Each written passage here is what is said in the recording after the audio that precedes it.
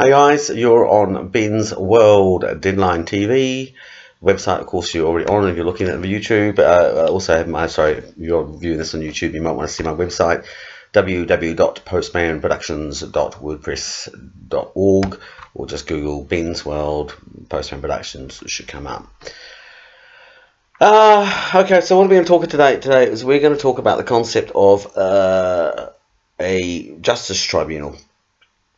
And I'm going to get into what that entails, why it's a useful thing, but before I get into all of that stuff, I'll just kind of explain a little bit about who I am and where I come from.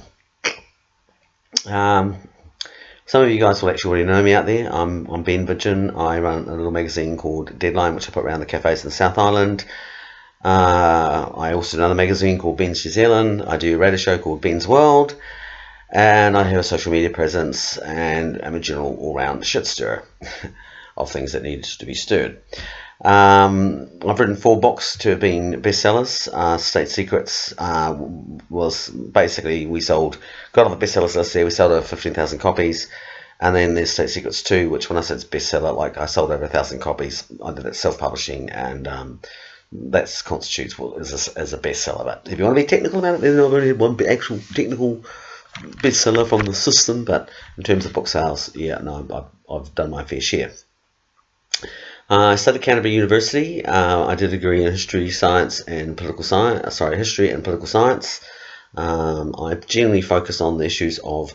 At the time I was actually in the territorials and we were for about 6 years, and most of my started off as Royal Artillery and then went to infantry, but most of what I did was in some way or another related to intelligence. So when I was in artillery, I was a signaller, but I was also an artillery intelligence operator, and I worked alongside or worked on attachment to counterintelligence and force intelligence group. One, counterintelligence is basically spy hunting or spook hunting and security, and force intelligence, general intelligence was just general all-round military intelligence. And on that, I also basically trained with reconnaissance. That's fairly self-explanatory what that is. Where I'm speaking today from wearing my political science hat, which is, it's a BA, bugger all, as they say, but I've been writing about basically national security and government for over 30 years, so I think I'm pretty much can call myself, an expert in the subject. Say an expert's 10,000. Well, I've done that, more than that, and published and so on. So by the academic standards, I have the same grading as probably a master's. Read into that what you will. Okay, so I'm going to come from the constitutional aspect. So when we're talking about various things about law and so on, I'm not coming from a lawyer's viewpoint. I'm coming from a constitutional aspect. And constitution is basically how we put government together, and it's the contract that it has with you and I to basically make sure it doesn't abuse its authority, and it's there for all of us. This is what we call, and again, let's get into the concepts first of all of the way the law works. I mean, and there are so many people out there that know a lot more about the subject than I do, but basically, you've got your natural justice. Once upon a time when we were in the jungle, if you eat or be eaten, so that's natural justice, I guess, to a certain point. It's more than that, but it was that overall the law of karma, for want of a better word. And then man came along and went, oh, actually, I'm going to make this my cave, my domain, and then this became the foundations of modern fiefdoms, which is where you get your civil law, and which is your contractual law base. So that's when you go into court. That's all that aspect of it.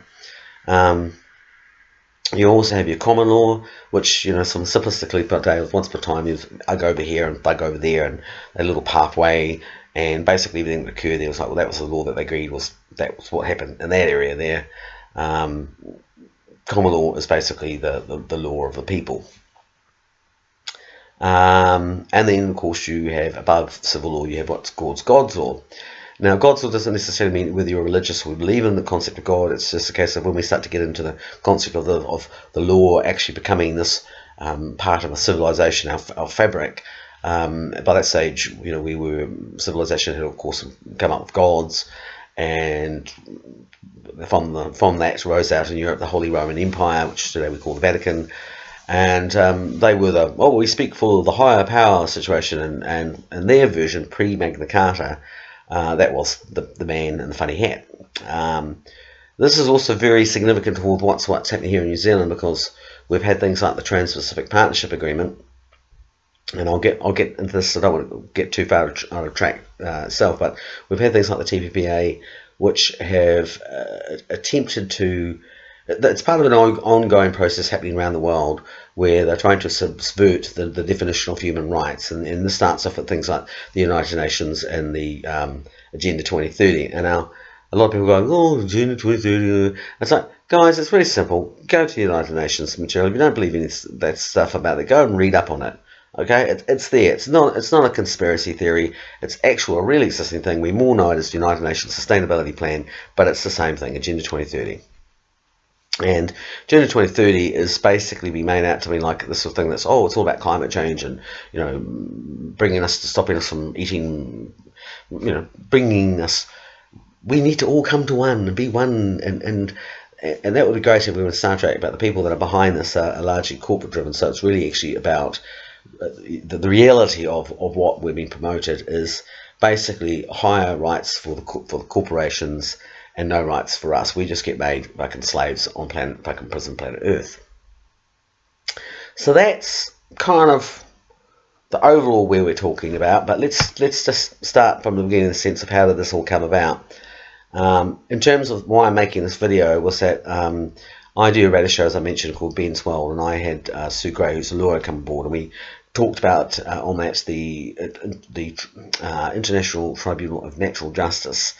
And shortly afterwards, me and Sue had a bit of a fallout. It was kind of a bit of a miscommunication. Things were steered a little bit in the background by other people. And it called me into question when it happened, and it said, you know, we resolved our situations, and I do think very highly of Sue Gray.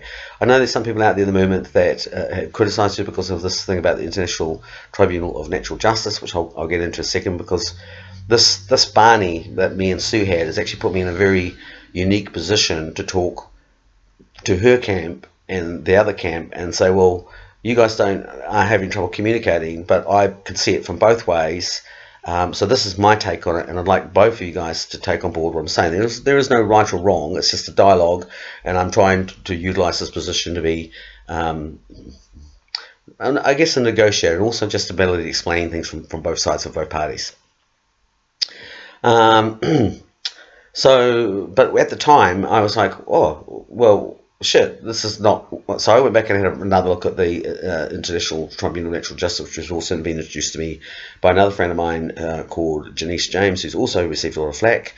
And I would just like to say something too as well, which is, you know, taking off all my hats, and this is just as a friend. I've known Jenese James now for over 30 years, and I could not describe a person with more honour and more doing things just because she cares.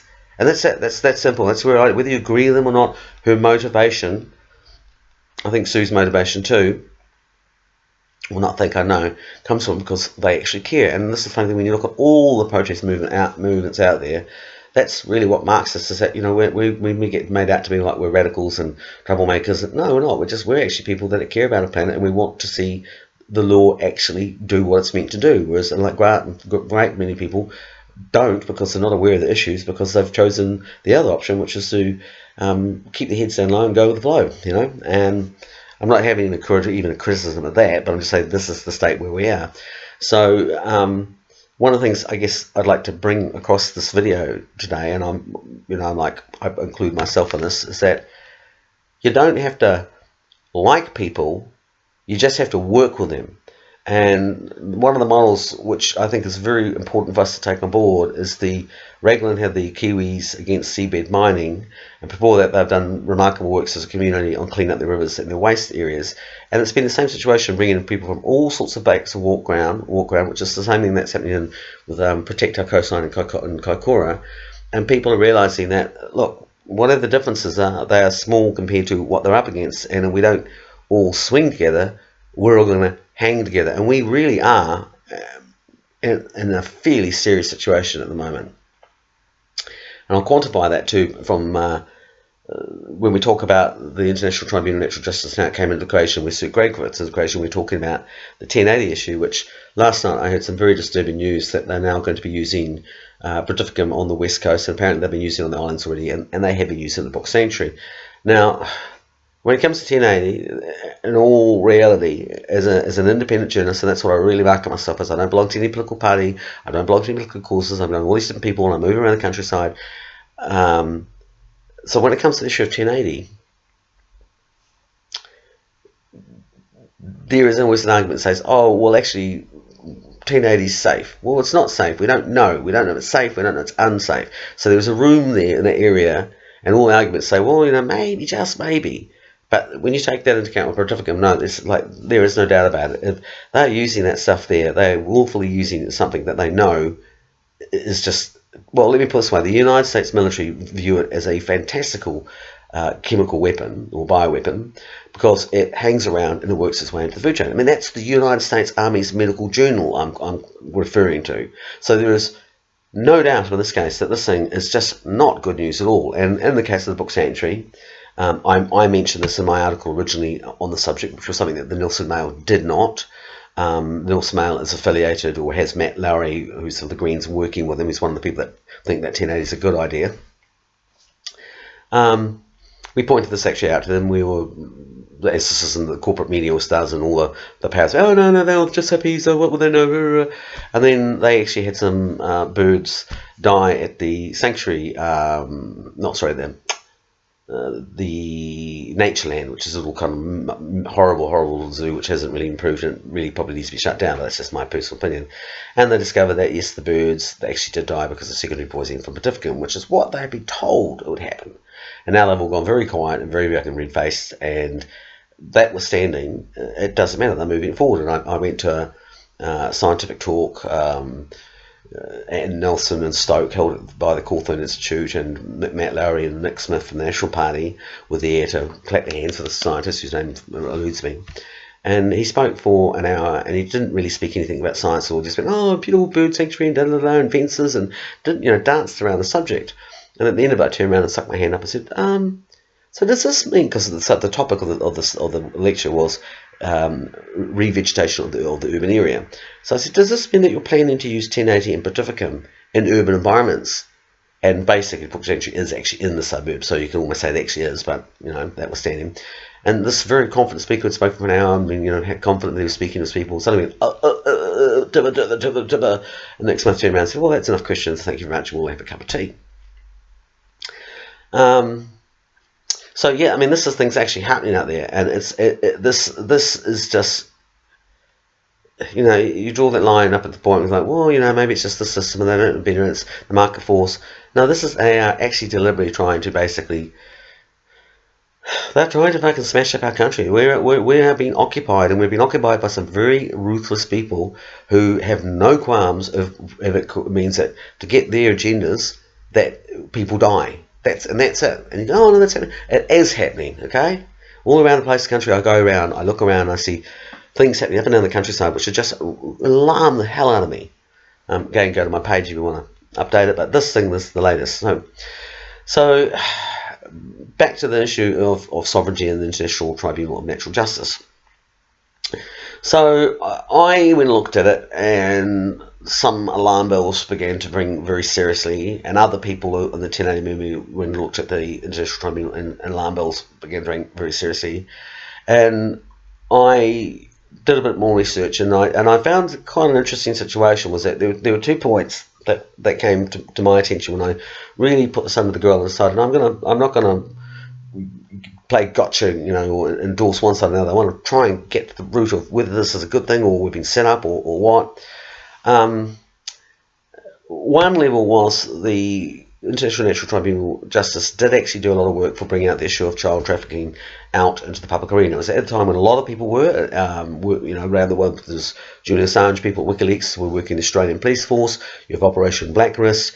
There are some very good, decent people even within the system that are working towards trying to bring down this hideousness, and the ITNJ were a part of that, and that needs to be acknowledged. I think also the overall spirit in which it's been created is admirable. Some of the things that were said about the ITNJ came from people that, when I researched them a bit further, had access to grind. Their information wasn't quite correct, and also came to an element from the people that didn't want to be exposed for child trafficking. So all these things basically mean, it's, well, okay, the one thing that did alarm me was that one of the guys on the, and I'll put a note down the bottom, just a little footnote, and I'll try and keep the footnotes underneath the website brief, but they'll cover anything that I can't remember my name, was that one of these guys did actually have links to mining companies, and, at the end of the day, what it boils down to, and I think it's probably a good time to bring in the issue of political parties as well, is that we can't be seen if we're going around saying, the predator free, they get all their money from Bayer Pharmaceuticals, Monsanto. Well, we can't be seen to work with anybody that's actually doing the same thing. Otherwise, it just makes us hypocrites, and it just taints the whole process. So my overall view about the International Tribunal of Natural Justice is that to bring them in here when they're not passing the peer review within the wider 1080 movement, it would only just set us up to be a target even further. So I don't believe the International Tribunal of Natural Justice is the vehicle that we should be looking at connecting with or using as a way to get our message to the outside world, and as a platform to kind of give us something. And this is where we get into the reason why the idea itself is something brilliant and something which I think we can very much use ourselves. And that's where we are today. Margaret Wilson, who's the former Attorney General, went under Labour, in one of her blogs turned around and said, we've had 25 years of laws being passed for New Zealand which are unconstitutional. We're having laws passed all the time which are as dodgy as, or the due process isn't being adhered to. And this gets to things like when Helen Clark, we'll get into this constitutional argument a bit deeper, but when she turned around, she suspended the Privy Council in, I think it was 2008. It wasn't done properly. It actually is. Anything that's come out of the Supreme Court really needs to be ripped up. And I mean that's. I said I'm speaking from a constitutional viewpoint, but if you're putting through something and you actually haven't put it through in the means that it's meant to, and you haven't done due process to that process, then you don't actually have a legitimate system. Which then gets me to the other issue, which is why I think the International Tribunal of Natural Justice, if adapted for New Zealand as a justice tribunal, would be a particularly very good model for achieving some of the things which we're not getting right now. The law works on a principle, on acquiescence. So when people are talking about things like sovereignty and law, and they're going, that's not how it is, or this is how it is, actually, the reality is, as I've talked to numerous lawyers who have said to me, is that if you can get people to believe something, then it becomes legitimate, and that's when you have acquiescence, and that becomes the law. And that's the abracadabra, and that's really what we're up against. And it's that they are trying their best to dismantle the system, and I'll get into that in a second, and replace it with something, and working for the support of mass media corporatizations and all these creating these bodies of different organizations to lend credence to what they're doing, to lend basically credence to something that's actually quite unlawful and has no other than what they are generating in the public mind. And if the public mind accepts that's the case, then it's actually the point's a bit moot and it becomes redundant. So where we at, and I'm going to just, before we get into explaining how the tribunal could work and what we could achieve from it and why it's going to be this counterbalance to this process of lending us acquiescence so that our position has more legitimacy. Explain something. During the Trans-Pacific Partnership, the TPPA protests, one afternoon, having a couple of beers, wrote a little blog, just my mum's an artist, I thought, well, what does the flag actually mean? So I started looking at the Herald, and of course I went, of course it's not the British flag. I always thought there was a British flag, but it's the Union Jack, which is actually really the seal of English law. So in 1877, Australian convicts were being sick and tired of being abused by the large landlords. They petitioned Parliament, an English Parliament, and they asked for English law, and that thus in 1877 the Union Jack was actually put on the Australian flag. And this is why when you to celebrate and commemorate this, when you walk through into Canberra, in their Senate, their federal government, you have a copy of the Magna Carta there, and that's a direct tie into to their flag. And it used to be on our New Zealand website for Parliamentary Service, and it said, it's there to remind us of our democratic traditions. During the TPA, when I mentioned this, and the next thing you know, I got 20 minutes on story where they ridiculed my website without taking things out of context. They did it to the theme of the X-Files, the moon landings. They brought in Professor Geddes, who is a professor of law at Otago University. He's also part of the International Socialists and very much part of the Labour apparatchik system. And he basically said, "Oh no, this idea that the New Zealand flag is represents due process. No, due process is probably a made-up word." You can't find that website link anymore, that story did, because he was wrong, and they pretty much all, having done the short-term job of smeared me, had to deal with the fact that they were actually, setting themselves up for basically a lawsuit. So it's not there anymore. And anybody, you go and talk to anyone who's a lawyer, or anyone you just go and, Wikipedia, due process, I'm sorry, not due process, due authority, you'll find that it's actually there.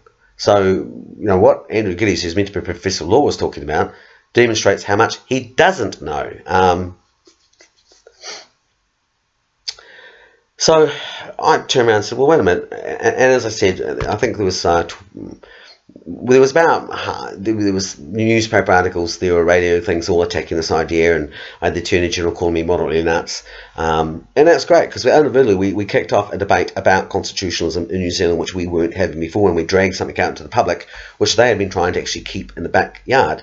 And I pointed out, said, well, it doesn't matter about the flag by itself. You can run a cat up a flag, and it doesn't mean anything. It's only a symbol. And this is the same thing in New Zealand. We don't have a constitution per se, but we have a series of constitutional mechanics which tie our system in together. So that includes for us, it's our currency, which had at one point, had the Queen on it, which has slowly been phased out, and again in a way which is quite dubious. And they've been quite sneaky and squirrely about it. And you're right to do Official Information Act, and they say one thing, and then 6 months later, it shows you that they're lying for their asses. So they're fiddling around the currency. They'd already suspended the Supreme Court. They were trying to change the flag and the importance about changing the flag, which is where the sovereignty movement, and why it's actually a very important tool to this, is because that flag was the issue. If we'd gone along with it and we'd said, no, we want to change the flag, we would have been giving acquiescence to the idea that they could change the fabric and that it was okay to do it, and they structure this so without telling us why they're doing it. But we've gone, yeah, sure, go. We drew a line in the sand. We said no. And it's a bloody good thing that we did it, because it's just made it harder for them to achieve their aims. Although every single party, despite us having had a referendum, every single party came and said, oh, well, we'll revisit this at a later time, because they want to push towards this form of republicanism, which connects to the whole issue of changing the human rights. So they do all these things. And what they also did was they had the Constitutional 2013 Constitutional Review. And when it, first of all, they had this, we're having this public debate. They did the same bullshit that they did with the flag debate, pick their hand people to turn around and say, oh, yes, well, this is what I think. And that gave the whole acquiescence. So you actually have people like Peter Chin, who down in Dunedin is known as Corruption. That's his nickname, because what he did with the stadium was never deemed very popular. Being on both the Constitutional Review and the Flag Review, but same sum, so it'd obviously be made up in the same room. Oh, we'll pay them $600 a day. We're like, fuck me dead, $600 a day to get the results that they want, And when the Civil Liberties Organisation turned around and said, well, what's your response to the Constitutional Reviews? The government wouldn't even respond. And that Constitutional Review didn't even make one mention of the Magna Carta. And I'll come to the significance why that's very important in New Zealand. But you cannot have a constitutional review talking about human rights without talking about the Magna Carta. And specifically in New Zealand's case, it's Article 29 is what we're talking about. Basically, and I won't stick to the topic. So why is this a big deal? Well, I was saying in my debate that if you turn around and you create these situations, we remove them, then you're able to create, with at that stage the TPA's investment state settlements dispute clause, ISDS, but dyslexic. That clause would have allowed courts to sue New Zealand, and the way it works is that it would be done in a tribunal, which is what we're talking about, us setting up our tribunal, which is actually above the court of our land, and it has no appeal, and it has no public input, and that is simply not on. And I'll tell you why it's not on, and as events in the TPA later proved me to be right, is that because Article 29, which I will post down below the full wording of it, is a very significant and important clause in the Magna Carta. Now, the Magna Carta is considered to be, in 800 years, you can go and look online, you find the very significant Kiwis in New Zealand and say, no, this is very important, but, no. So the timing was perfect. I mean, if it hadn't been, maybe I wouldn't have got so much people actually going and looking and paying attention to me, and that's probably why they slammed me or tried to slam me as hard as they did. It kind of blew up in their face in the end, because it actually initiated a very, very important conversation, and I deem it probably the most significant bit of work I've ever done in 25 years of journalism. But the Article 29, okay, the Magna Carta is there to basically, the story is a bunch of lords not happy with what's happening in England. They get Prince John out, and they turn around to him and say, no, the king isn't more higher than us. You're part of us. The crown actually is law is for everybody. And they did it for their own particular agendas, but ultimately it actually had a huge positive, because that whole issue of God's law, no, it became justice is decided by your peers. That's where the whole concept of a jury of 12 comes from. It's we become that voice of God collectively for our own resident conscience. Article 29, the Magna Carta, has been around for 800 years, and the document has been changed more than 14 times, but Article 29 has never been touched. And you can't touch it because the way it's written. And it specifically says that no man shall be outlawed and have his rights taken away from him. Okay, outlawed. You cannot put this out of the law. That's actually a clause. So when you're going to legislate against, we're going to wear that. It's like, well, you can't, because you're actually breaking the law. It's like, so I would argue, and I've had this argument with lawyers, that like our Electoral Act, which is entrenched law, which means it can't be written out by legislation, I would actually say Article 29 is that. It's an entrenched piece of legislation that you cannot do away with by a stroke of Parliament, because the wording, and that's why it hasn't been changed for 800 years. So don't take my word for it. Go and look out there about that situation. Article 29, and the final end, of course, with the TPA was that in the end, the Indigenous Indians, despite Labour having muscled its way into the anti-TPA movement, moved itself to the position, made sure certain questions weren't occurred, ridiculed other aspects of it, tried to ignore the fact that they shouldn't even be on an anti-TPA podium because they brought it in. And at the time when I was speaking in 2015 in front of 3,500 people in Dunedin, I was saying, well, what are you guys doing here? This is an anti-TPA rally. You should throw the pro-TPA rallies down the road there. Not long afterwards, that's when they turned around and said, we will walk away. No, we'll walk away. And of course, they didn't. And during the whole election process, the same people that were attacking me were attacking me. And I thought it was quite funny because, I don't believe in the political process in terms of voting for any party at the moment, because the system's broke. And by actually voting for the system, you're actually endorsing the illegitimacy of this broken system. It's like you're just encouraging them by voting by saying, yeah, it's okay for us to keep doing this. And that gives them, that key word again, gives them that acquiescence.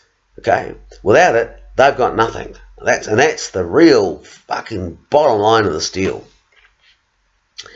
So, of course, after the election, we know they passed the TPPA, and in the end, however, the ISDS clause got suspended, not taken out, and that's a very, very important aspect of things that why we're not paying attention, arguing or campaigning against this thing. I don't know. Oh, that's right, because Labour is in power now, and all the people that normally handle the protests for the university system and become the leaders, which is again an important reason why this tribunal is so significant, don't want to hear about it. So we don't pay attention, and nobody actually gets to talk about it. There are no newspaper articles because they're controlling the narrative. even though it's the most important thing, and they're setting their pieces in the chessboard as we speak towards 4 years, if not 8 years from now, when the US will enter back into this arrangement. And at that point, if they have succeeded in changing this definition of human rights, it'll actually make the Magna Carta redundant, and then they can then introduce the CISDS clause without having breached these constitutional issues, which were based upon Commonwealth legislation and Commonwealth constitutionalism, which basically boils down to the word common law. And then when people say, oh, there's no such thing as common law, well, okay, I'm not going to have that big argument. I'm just going to take one little snippet from my favourite little comedy series, which is Black Box, Bernie and Bill O'Bailey. Sort of brilliant English comedy that comes out there, people that are very educated, very informed, and there's one scene there where they come in and he says, oh, we need to look at the Tennessee. Oh, it's in there somewhere, says Bernie. Sounds like me. Pulls open the door, fucking all the mail calls up, and oh, here it is. So Bill Bailey says, reads it, pulls it out, flips down. He goes, oh, what does it mean? What does it mean? Bill Bailey goes, well, would you like that in a civil definition, or would you like that in a common law definition? The whole name of the comedy series, Black Books, Edward Black, the man. So don't tell me that common law doesn't exist, because in doing so, you're just simply demonstrating your ignorance. This is the civil courts that we have would love, and especially where we're heading now, would love to do away with the whole concept of common law, and then they can just be just civil law and God's law. With basically they've taken back to the role of the Pope, and they're speaking on behalf of what God means. This is why there's a big movement also at the moment to assimilate these religions together, because in doing so, it'll be basically about actually giving acquiescence and enforcement to contractual law. And so that's again, probably the significant thing to point out here, is that why we say, well, why is Magna Carta so important to America and China? Well, America's pretty simple. Even their constitution comes out of the Westminster system and the constitutional democratic evolutions. So much of its charters are actually based on even the Magna Carta, and constitutionalist people experts will confirm that. China's case, even though they have nothing to do with our Westminster system whatsoever, however, does business with us, and it's all done at an international level. So you have international law, and that basic basis of that is the English language and these formations again. So even though China's not part of the system, because they're part of the trading forum which operates within the system, yes, then it's very significant to them as well. And that's another reason why they would love to do away with the way that human rights has been defined, because they have got another plan about what they want to see us when it comes to human rights, and it's not a pretty plan whatsoever at all, which is why this is so important. And if we don't get this right, we're fucked. Okay, that's that simple. Okay, so with Article 29, which is this thing which addresses the issue of our rights, and then we get to the issue of the acquiescence, where we come to this interesting point about what the tribunal was trying to do, which was, they were trying to set up a tribunal which would bring in all the expert witnesses, and from that they would make rulings, which the idea was to get this out to the international world, and from that basically demonstrate the fact that our government is passing laws which are actually breaching international covenants which we've signed up to. Now, New Zealand doesn't have a constitution, but we've got things like the Bill of Rights, which is UN, coming out of the UN process, and we've ratified it, and so we have obligations of the Bill of Rights to fulfil that. That's not entrenched legislation. That can be removed and amended at any point. We have Article 29, which again, to point out, we've had other, what they call imperial decrees, I think that's the word, that were part of the Magna Carta that have been removed from New Zealand because the way that their legislation, you can. They haven't done it to Article 29 because, as I explained beforehand, they can't. Edward Black, the lawyer, when he created this little bit of legal shenaniganisms, probably had no idea what he's doing, but it's set the cat amongst the pigeon for 800 years. And that's where we're at right now.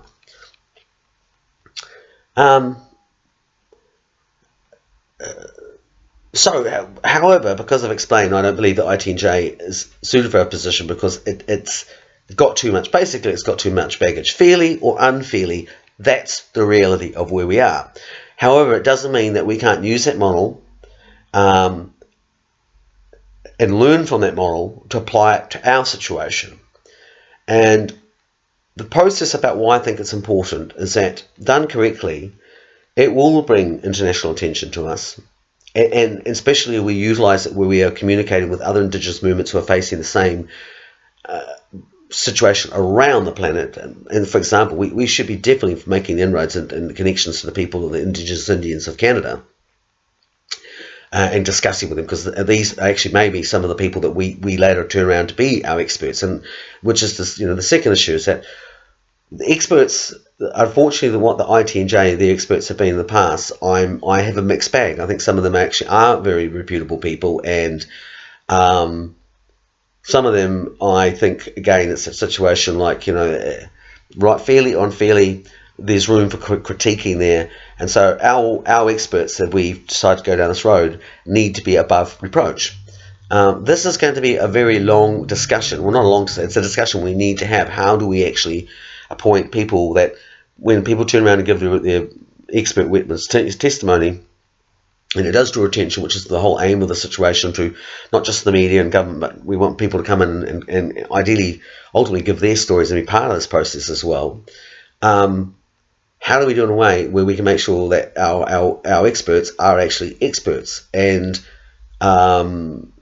what's more, it's very important, is that the process that we go through has to be seen in a way like, we use the 1080 situation, we would be bringing in people that were pro 1080 to give expert, and there's the people that sat up on the tribunal would have to be people that actually are not seen as pro 1080 or anti 1080, but are people that are deemed, because of their position in society, to have great mana.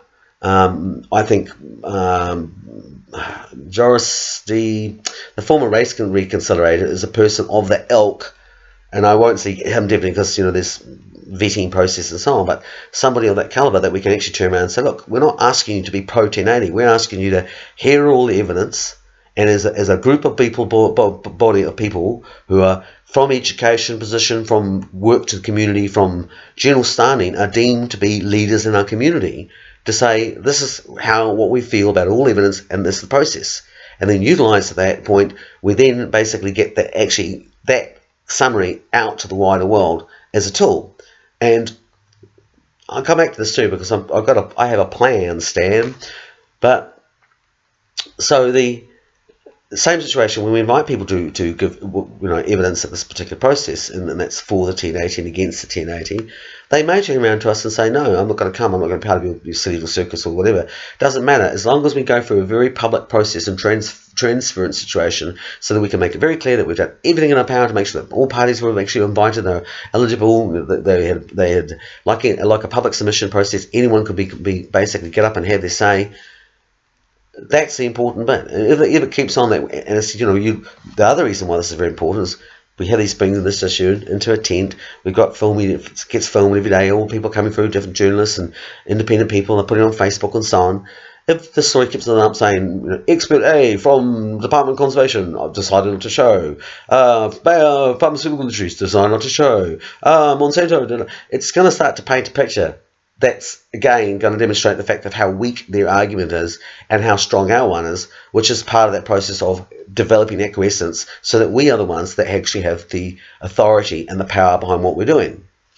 I believe that we need to take this a step further than actually talking this. In fact, I just want to step, we'll keep it within the issue of 1080 as well. Again, there's some people in the camps, they have different elks, different backgrounds, process, and some of these things they find difficult to understand, and there's no right or wrong, it's not of their world. So when someone comes in talking about stuff that's not their experience, the natural reaction is to go, what is this sovereignty, common law, malarkey.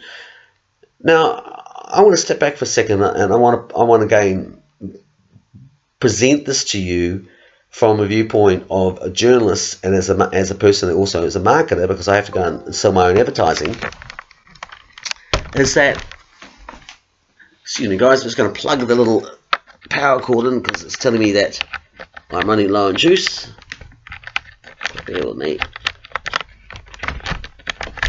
There we are. That's much better. And now we have power. We go, power!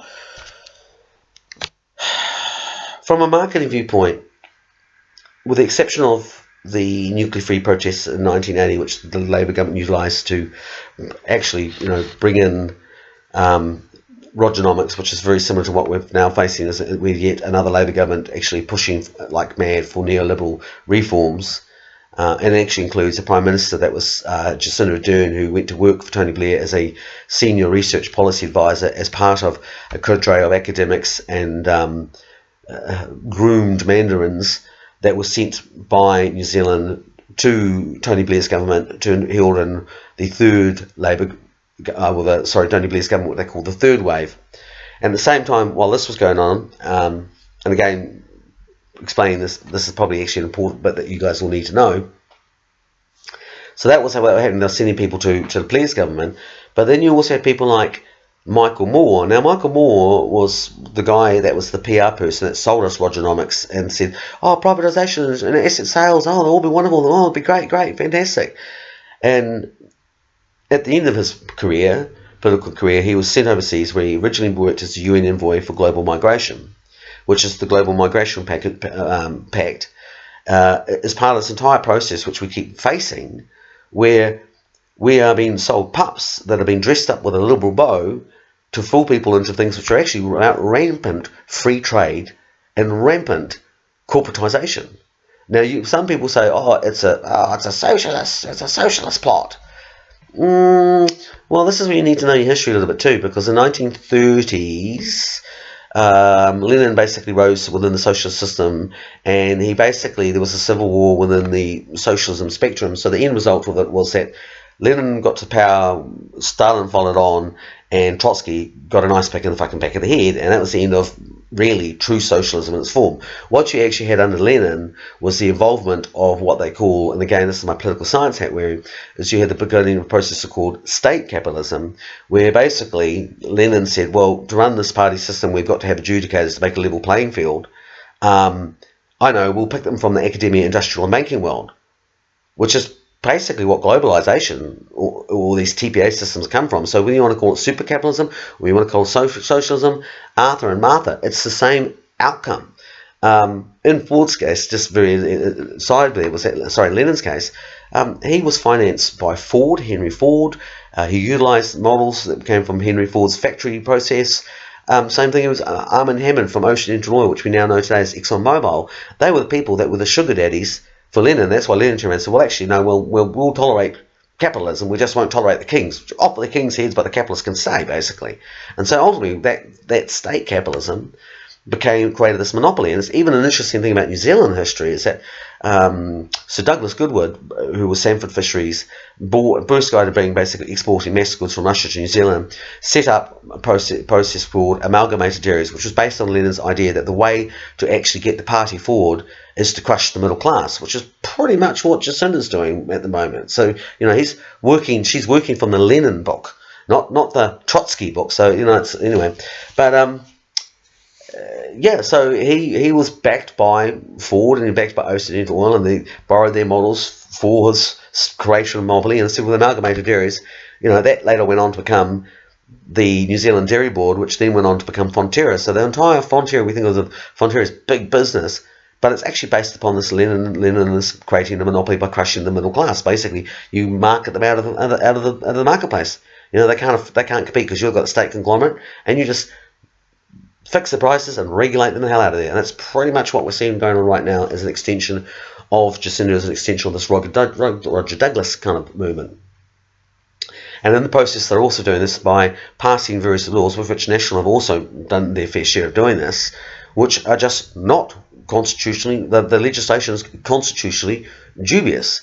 And because most people we don't have these discussions, we don't talk about it, they're getting away with it. And the only thing that's apart from, where I've seen a protest movement succeed or actually gain groundswell without being controlled by the Labour system, by the as I said to you, during the TPA, Labour, through its people in the academia and the media and so on, the unions, took control of the protests. They became the leaders. They decided who would speak first, what order, who could say what, who wouldn't. In the sovereignty movement that we've seen spring up, which has come from 1080 and more recently Ita Matawa, there hasn't been. It's actually been a proper party where what gets decided and what occurs as a result of the people themselves and by that direct participation model. And it hasn't any leaders, and we need to stick to that. And that's what sovereignty actually offers us. And this is what this idea of a sovereignty tribunal is. It's something which is giving us leadership and a direction, but at the same time, without placing someone to come in and say, oh, actually, we'll take it this way. Which is another reason thing I have to say about the International Tribunal of Natural Justice. I've made my peace with Sue Gray, but I don't believe that we... Two things are happening in the world of 1080 at the moment. The 1080 vote, as so many of these other issues, TPA, Five Eyes, cannabis, they are being carved up by small parties, all hoping to get 5% where they can make a difference, and And in some of these cases, the parties that have popped up out of the surface, I know for a fact their money is dodgy as fuck. And I'm going to single you out. I can't help it. I probably shouldn't. But Kelvin Alps, you're part of the ANC. Now, I'm sorry. You represent very closely with people like Vinnie Eastwood, who I've worked a lot with, but I backed off since then because my problem is I don't want anything to do with your money. And back in ANC, you turn around, I was part of that process. I even actually was, you turn around and said, oh, you sort of do this on this money, I'll give you guys this money for the marketing. And I went, oh, yeah, sure, what great. And then it turned up and I was a bit shocked. I was like, oh, where the fuck did this come from? And then Galvin starts talking about Jews and stuff like that, going, well, that party's dead before it's even got out of the fucking water. So meanwhile, all that party's doing is taking votes somewhere. So, someone like Vinnie goes on about Freemasons and the CIA and big business. You got a guy, Kelvin Alps, who on his Facebook page actually has them going, oh, I'm sitting next to this guy who's a former CIA analyst, and I'm in a mine in Solomon Islands, and here I am in an apron, and now I make sure my motorcycle will MC. I'm sorry, it's that same situation. This is the enemy. You cannot be taking money from that kind of fucking source. It makes you just look like a dick. And unfortunately, with the small party system, this is what's going on. And it means that political system, we will not achieve anything for that political system. I don't believe that 1080 or any group should amalgamate itself with a party, because that's just risking. We saw what happened with Peter Dunn, and became a party full of people who want to be professional lobbyists, which again is another reason why, Alan, I'm sorry, but we're at a truce, but I don't think it's a good idea that 1080 should be associated with a political party. And that's a personal call that everybody has to make on their own account. But when it comes to the issue of the International Tribunal of Natural Justice, no, we cannot have this attached to one person that's been held in one place there, and that person's title of that political party, because then again, it takes its credibility away, it takes its mana away, which means it cannot achieve the acquiescence, so it becomes an exercise in futility to do it. And if you're going to do it this way, then it is a setup. The only way that it will work is if it's actually brought out and moved around so everybody can participate. And that's, again, for this thing about 1080, it's a great vehicle where we can bring ourselves issues into the situation, we can talk about this stuff, we can get better understanding from each other, and from that we can move forward. I also believe, however, that process actually should be extended well beyond 1080. I believe that we should have it should actually be a justice tribunal which addresses all of these issues: the mass surveillance bills, the Trans-Pacific Partnership Agreement, the 1080 agreement, basically anybody that feels that our constitutional aspects have been actually breached. And that's what the whole function of the treaty is, to turn around and call to task governments and political parties that are breaching due process, and they are not following the rule book, as they kick it into touch and do what they fucking want and hope that we don't notice because they control the marketing, and thus because if we can get everyone going along with it, it becomes the law. They achieve acquiescence. That's the magic abracadabra. That's what we've got to achieve. We've got to actually create a body of the credibility, which means that people are going, no longer letting them do this because they're now better educated. And that's the biggest thing, I think, about this process. It's going to, done correctly, it's going to allow a lot of organisations to come together without being merged into one thing, which can then be taken apart or dismantled from the inside out. It allows us to retain our independence and retain our individual personal sovereignty as well, while at the same time having this body which is saying, well, actually, this is what the movement overall speaks for, this is what it overall represents. It's actually in some ways an extension of what we faced with Occupy. Occupy didn't work. Occupy didn't work because nobody actually knew what it was about. And for me, it was quite simple. It was about our right for free speech, and it was about our right to basically protest, and our right to basically actually keep control of the things that our corporate world were more and more increasingly trying to encroach upon. Of course, what they turned around and did was they went and said, oh, we'll go and interview the crazy cat lady. They never turn around and interview the expert. But if we create this body where we turn around, we've got people that are extreme mana and behind them, then it's going to be a lot more harder for them to turn around and do that. And especially we can link from these people. If we get the right people in, they'll be going away and writing their academic papers, and they'll be writing their reports and overseas stuff. We can actually utilise this as a real springboard to actually break out of that cage that they're trying to put us into, and address those natural, what I call natural injustices. And when we make a ruling, where we do from that, what we come from, I mean, that's another discussion in itself. But from there, it's going to give us a sense of direction, and it's going to give us a greater way of comparing notes, and a way of actually, basically, we're not doing this enough. Like, what I see all this stuff boils down to, and I guess, what's this ultimately all about? And again, I want to talk about some of these things about marketing and whatnot. I go down the coast of Kaikoura, and they put up big barriers that people can no longer go out and go diving. They can't go and get fish. So they're cutting them off from their way of life. They're cutting them off from their food source. We've seen on the west coast that roads have been allowed to deteriorate. In other parts of the country, North Island, that's happening as well. So people are forced away from going to places where they might have once for their own, have their independence or do their own thing. No, now they've been forced into that. We've all been forced into the same drive down this road, it's a big shopping mall. And you look at Christchurch. I mean, Christchurch, the way it's been designed. Boom, boom, development here, there. That's now cut, east of Christchurch is now cut off on the west of Christchurch. All the malls are put over here, all the roads are canvassed over here, and they're steering us in this direction. Well, that's pretty much what they're doing. They're steering us into the super mall so that we can only eat their product. And they have control of the food, they have control of the water, they have the control of the energy source, they have the control of the ports. They basically control all of the key strategic infrastructure. We have seen this with the barriers. We've seen this with the recreational fishing. We've seen this with the smaller fishers. Regulation. You've got to have this camera. So that gets priced. Those people can't afford to be there, so they get priced out. Which again goes back to that model I was talking about to you beforehand. We seen this with the introduction of assistantry legislation, which includes the 2000 food bill, which now works on the same process of Nestle's, one of the corporate sponsors of Agenda 2030, along with Bayer and Monsanto. But Monsanto had the patents for 1080 at one point, and they were expiring.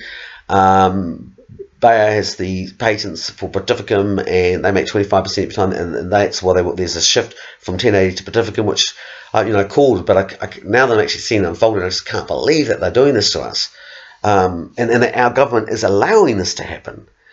So,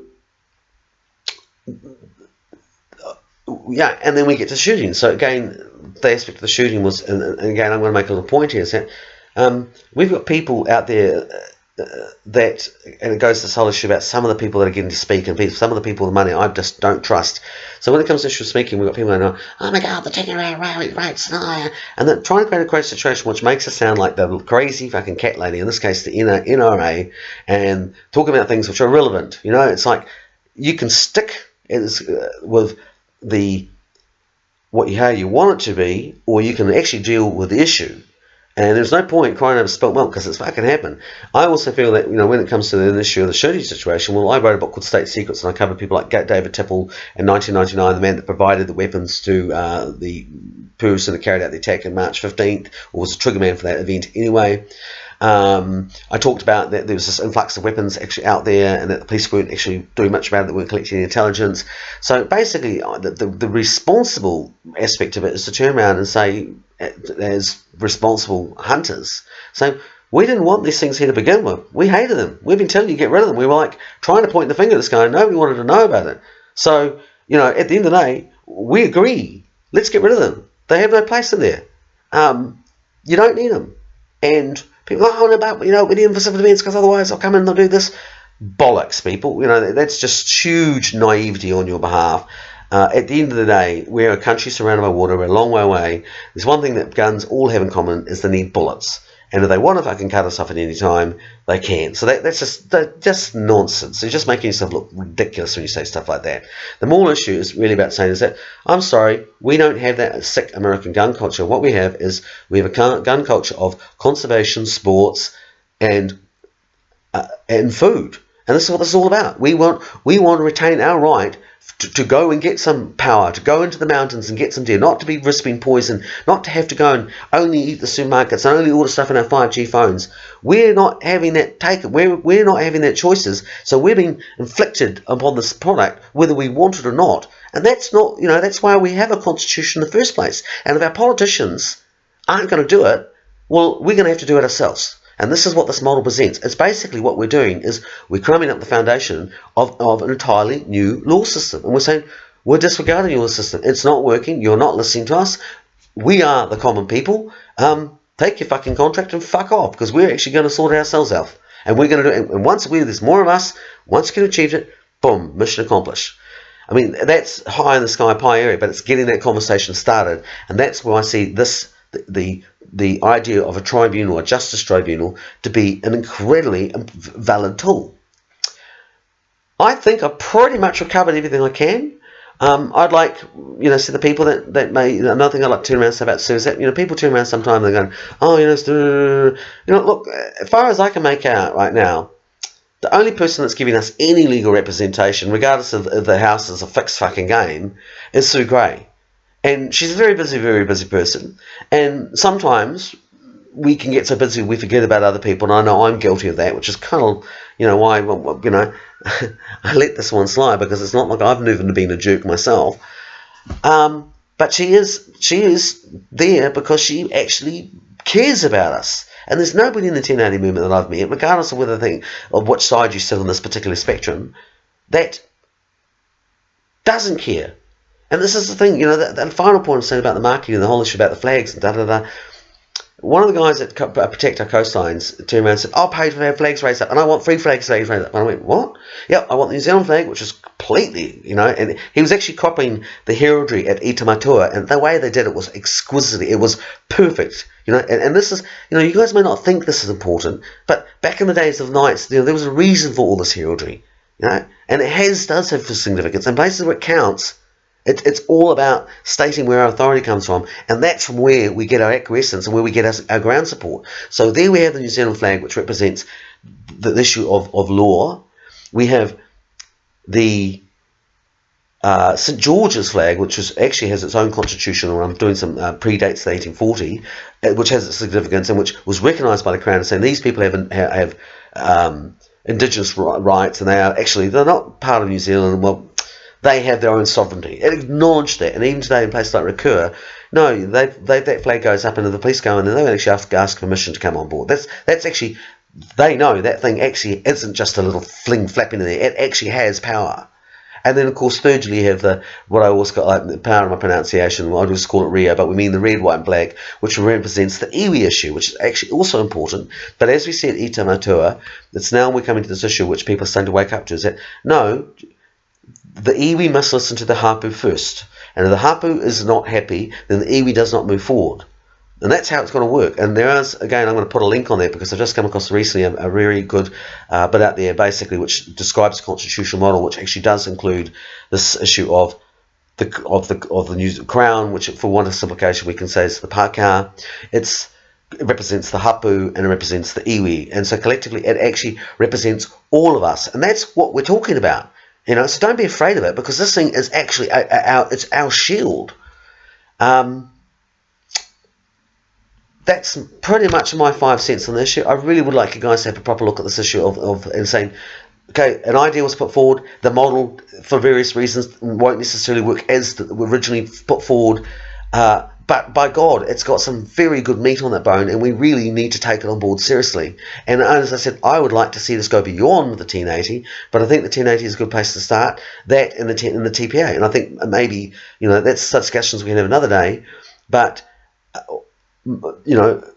I really genuinely believe that ultimately this boils down to all these things that we're talking about is our right to live, our right to survive, and right now that's under threat. Seriously, we are under occupation, and this is how it's seriously got. The various people that we look forward to protect us, unfortunately, are choosing to take the gold from the other side, and they're going with the flow, and therefore they've ripped up the social contract. And if they're going to do that, we need to come up with our own system, and it's that simple. And this is the, if you want, the foundations of the law of the resistance. And that's where we're at. We are at a point where we do not resist these people, and we do not treat this as an army of occupation, then we're fucked. This is Ben Vidgen from Our World, Deadline TV. That's www.postmanproductionswordpress.com or Ben Vidgen on Facebook. I'm on the Our World, Ben's World show on Fresh FM Thursday nights at 10 p.m. or Saturday morning at 10 a.m. Good night.